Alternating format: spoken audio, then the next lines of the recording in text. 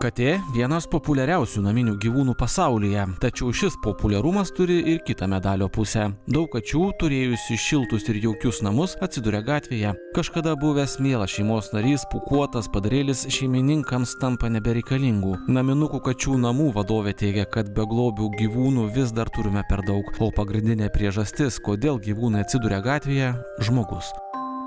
Už kiekvieno beglobio gyvūno yra žmogus ir jo atsakomybė. Jeigu mes vis dar manome, kad gyvūnai yra ne mūsų, nors priklydo į mūsų kiemą ir mes juos šeriame, tai ir turėsime tą problemą dar labai ilgai. Jeigu mes vis dar tikėsime mitu, kad katei vieną kartą gyvenime būtinai reikia atsivesti kačiukų, tai tos katės ir kankinsis su nesuskaičiuojamam vadom. Ir jeigu manysim, kad apskritai sterilizacijos, tegul ir tas pats šėrimas, gydymas yra kažkieno kito, bet ne mano problema, tai mes ir turėsim ligotus, silpnus, sergančius įvairiausiamis ligomis gyvūnus šalia. Gyvūnai atsiranda gatvėse iš neatsakingo požiūrio. Labai dažnai skelbimuose gali pamatyti socialinėje erdvėje, kaip ieškomi gyvūnams namai ir bus dovanojami į geras rankas. Mes neseniai išleidom tokį gyvūną į tikruosius namus, kuris jau buvo padovanotas kažkieno į geras rankas. Žmonės paaugino katinėlį iki pusės metų, jis džiaugiasi naminiu gyvenimu, o po to paaiškėjo, kad jo auginti nebenori ir jam grėsė gatvė. Laiku sužinojome apie tai, perėmėme gyvūną, išgydėme jį nuo, pavyzdžiui, vidinių parazitų, kas netrukdė žmonėms gyvenantiems namuose su gyvūnu. Na ir pagaliau mes jam radome namus. Tai, ką noriu pasakyti apie tas geras rankas, kad rankos, kurios paima gyvūną, nebūtinai yra geros. Vilniaus šiaurės miestelyje įsikūrę naminukų kačių namai patraukia dažno praeivio žvilgsnį. Mažoje patalpėlėje nerūpestingai dūksta, žaidžia ar tiesiog tingiai snaudžia katės. Naminukų kačių namai yra tokia stebuklinga vietelė. Tai yra vieta, kur niekam nereikalingi gyvūnai tampa vėl labai reikalingi, pastebimi ir suranda savo antrąjį šansą. Į šitą kambarėlį atvyksta naminukų prieglaudėlės globotiniai, kuriuos mes patys gelbėjame iš sudėtingų sąlygų ir čia jie turi šansą pasirodyti visuomeniai. Naminukų kačių namai yra absoliučiai vieša vieta, čia gali užeiti kiekvienas, ir vaikas lydimas suaugusio žmogaus, ir šeima, ir žmonės, kurie galbūt negali laikyti gyvūno ir, tarkim, turi alergišką šeimos narį ir gali čia stebėti tą nuostabų kačių gyvenimą. Naminukų kačių namai tai yra antras šansas tiems, kas to nusipelnė. Labiausiai, kalbu apie jautriausią dalį, tai yra beglobiai gyvūnai, kuriuos išmetė žmonės, kurie gimė gatvėje, kuriems nepasisekė rasti namus, kurių šeimininkai mirė arba dar atsitiko kažkokios kitokios nelaimės. Tai čia vieta, kur nelaimės pavirsta laimėmis. Naminukų kačių namuose gyvenančios katės laukia naujų šeimininkų, kurie suteiktų tikrus saugius namus. Galimybė susipažinti su gyvūnu prieš jį priglaudžiant, pasak Ingos, labai svarbi. Gyvūnai, kaip ir mes, žmonės, yra skirtingi tiek charakteriu, tiek gyvenimiška patirtimi. Šitas naminukų kačių namų formatas, manau, labai pasiteisino. Žmonės gali išsirinkti gyvūną ne iš nuotraukos, o ateiti ir pamatyti realų gyvūną, koks jis yra.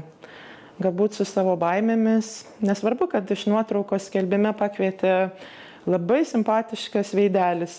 Nesvarbu, kad susižavėjai gyvūno spalviškumu ar kažkokiamis kitomis savybėmis. Labai svarbu matyti realybę, suvokti, kad gyvūnas yra jautrus ir priglaudžiant ypač jautrų gyvūną prisimti visą atsakomybę už jį. Tiek finansinę, tiek moralinę, tiek visokiomis kitomis prasmėmis. Tai čia tai padaryti yra lengviau. Žmonės, kurie ateina glausti gyvūno, jie tikrai gali ir ne vieną kartą užeiti, kai kurie ir 5 kartus užeina. Žmonės yra skirtingi. Vieniems užtenka karto, kad įsimylėtum, kitiems reikia jautriau pasirinkti ir įvairiai ir vyksta. Naminukų kačių namų vadovė Inga atvira. Savanorystė gyvūnų prieglaudose itin reikšminga, o savanorių globėjų priimančių kates į savo namus dėka pavyksta išgelbėti daugiau gyvūnų nei pajėgia priimti gyvūnų prieglaudą. Manau, kad be savanorių pagalbos mes apskritai neišgyventumėm.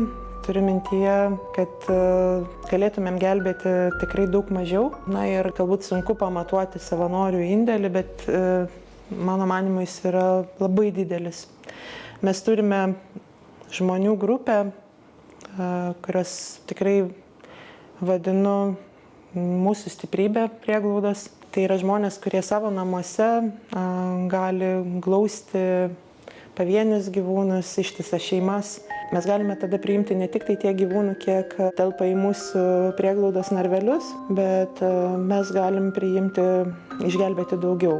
Tie gyvūnai, kurie patenka pas globėjus, jie laimi aukso tokį, laimingą bilietėlį, nes jie gauna daugiau dėmesio, jie gali greičiau išsigydyti tam tikras ligas, greičiau pastebėtos gali būti jų problemos. Mes individualiai pažįstame tuomet kiekvieną gyvūną, globėjas gali papasakoti apie charakterį, apie tam tikrus subtilumus. Ir tai labai padeda vėliau, kai mes ieškome namų ir galim tikrai duoti pilną informaciją apie gyvūno charakteristiką, apie jo įpročius, apie tai, ką jisai konkrečiai valgo, nevalgo ir panašią informaciją. Tai tokių žmonių nuolat arba karts nuo karto mums padedančių mes turim arti 20, sakykime, tuomet, kada yra patys laisvesni, gali skirti laiko beglobiams. Žmonės tai daro sąmoningai, tai mūsų globėjai, visi kartu fantastiški žmonės iš skirtingų sričių, tačiau labai mylintis kates ir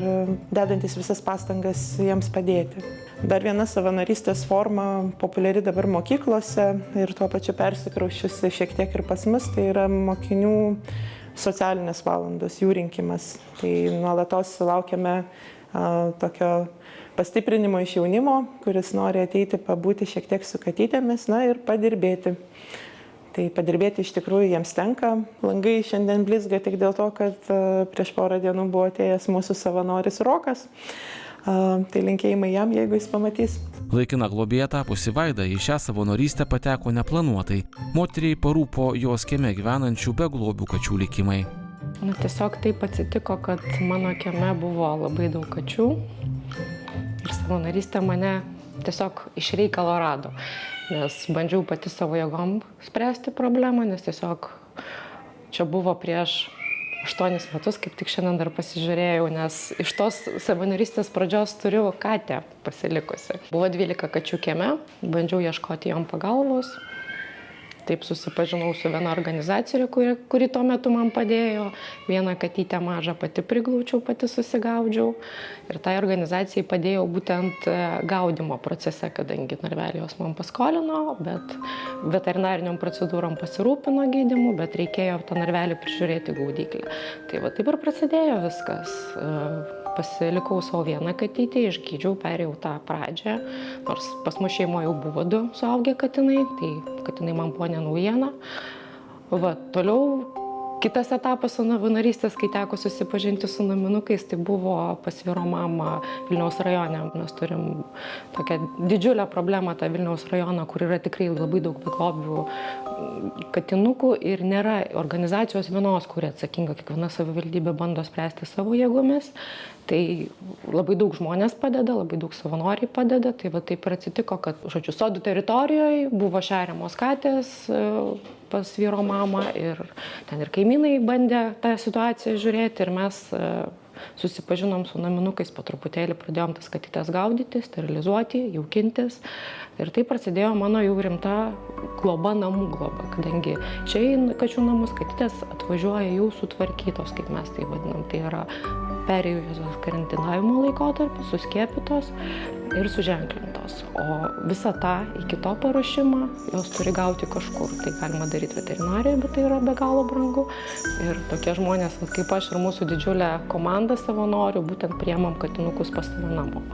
Tai mes juos gaunam dažniausiai paskirsto ingutę, kartais būna patys susigaudom, sakysim, aš esu atlikus ir tą darbą, kai kada pati važiuoju į vietą, pati statau gaudyklę, pati dalyvauju gaudimo procese, tada tu matai realią situaciją, kokį tu katinuką gauni, kitą kartą tiesiog iš fotografijų būna pasirenkama, tiesiog dažniausiai renkamasi labai paprastai, kam labiausiai reikalinga pagalba arba kur yra didesnė vada, kadangi aš turiu įsirengusis kaip ir specialią patalpėlę, tai yra apšildytas, sutvarkytas balkonas, kur ir žiemą jauku, ir vasarą ne per karštą, ir, žodžiu, teikiu visas medicininės paslaugas, kurias pati galiu su veterinarės pagalba. Gydau, globoju, jaukinu, sterilizuojam, čiupuojam ir tada jau galima tokį katinėlį atvežti čia į kačių namus. 8 metus savo namų duris laikinai kačių globai atverianti Vaida vis dar pamena skausmingą atsisveikinimą su pirmuoju globotiniu.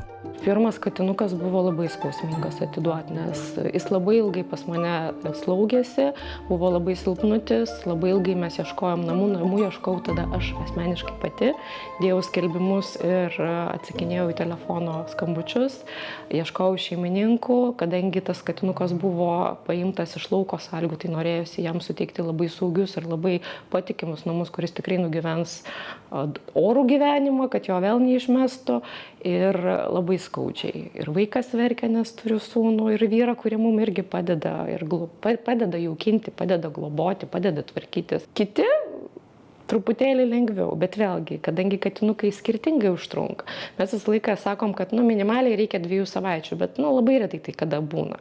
Jeigu tu paimi visiškai sveiką gyvūną, būna kartais taip, tarkim, bet ką tik iš namų atidavė, nes pasikeitė gyvenimo aplinkybės. Tokiu atveju taip galima per 2 savaitės susisukti, nusikirminti, susiskiepyti, pasisterilizuoti, jeigu tai neatlikta, jeigu jo nereikia gydyti. Jeigu reikia gydyti, Taris pas mane beveik 1,5 metų turbūt gyveno. Buvo vienas toksai katinukas.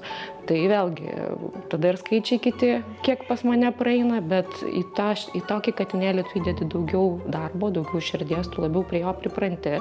Be abejo, pripranta ir šeima, ir mano katė pripranta prie tokio gyvūno, nes praėjus adaptaciniam laikotarpiu jis yra jau vaikšto po visus namus, ne tik tai balkone jaukinasi. Tokį sunkiau atiduoti, bet tiesiog aš suprantu, kad aš atiduodama padarau laimingą kitą žmogų, nes jis gauna lopį katinuką, o aš galiu tiesiog suteikti vietą kitam.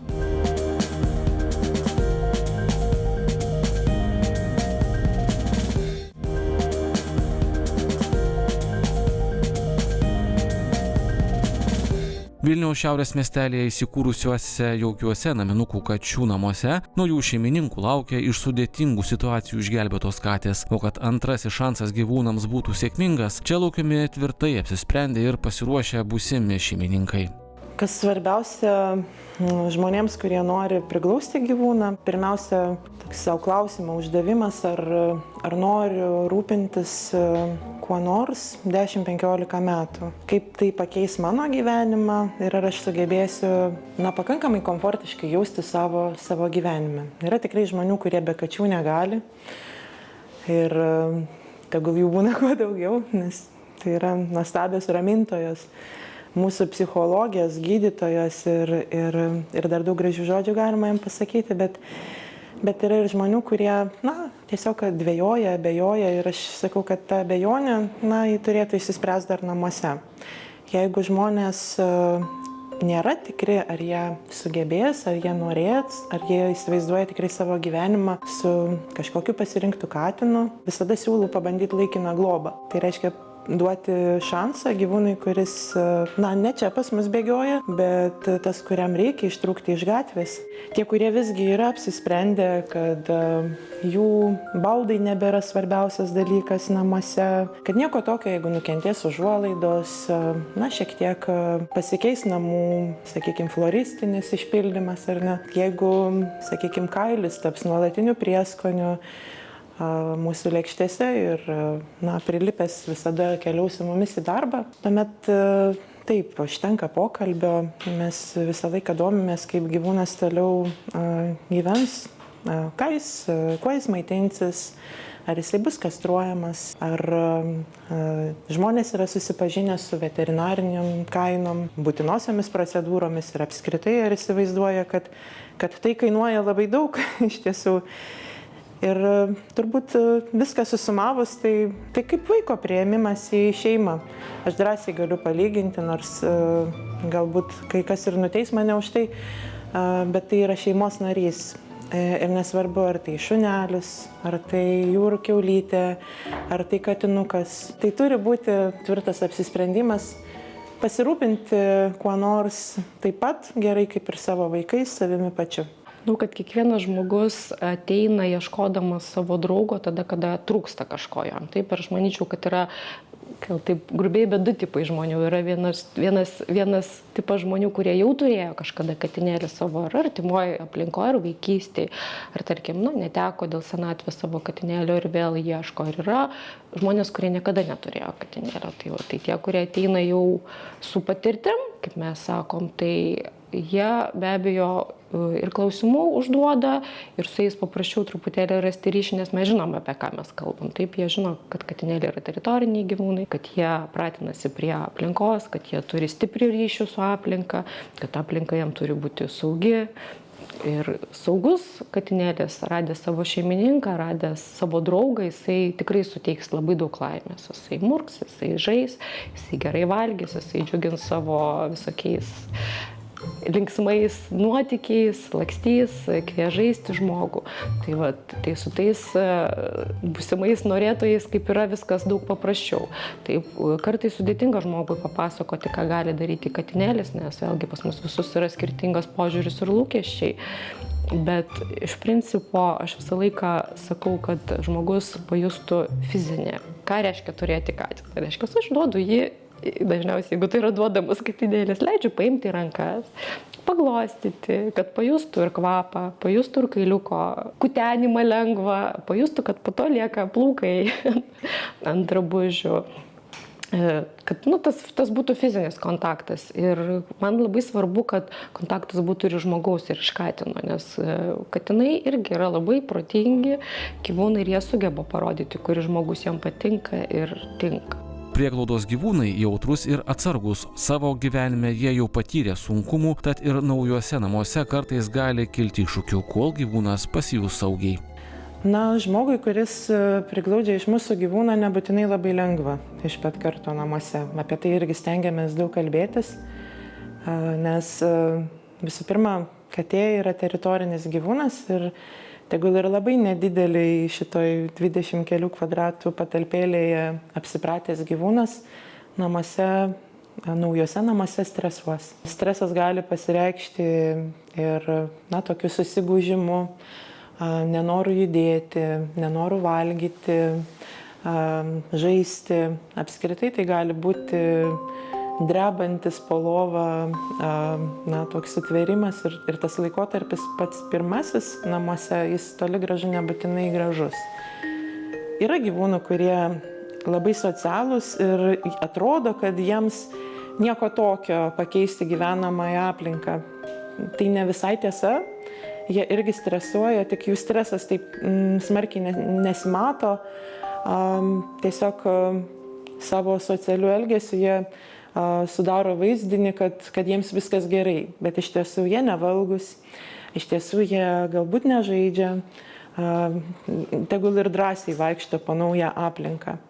Tai tas stresas, kurį gyvūnai patiria bet kokiu atveju išvažiavę iš mūsų kačių namų, tiek ir atvažiavę į juos, kol pripranta čia būti, jisai beveik privaloma to priglaudimo dalis. Ir ne visada žmonės yra tam pasiruošę. Tikrai mes sulaukiam ir skambučių, ir rašo žmonės, kad katinėlis miega tik tai visą laiką. Galbūt jisai nevalgo.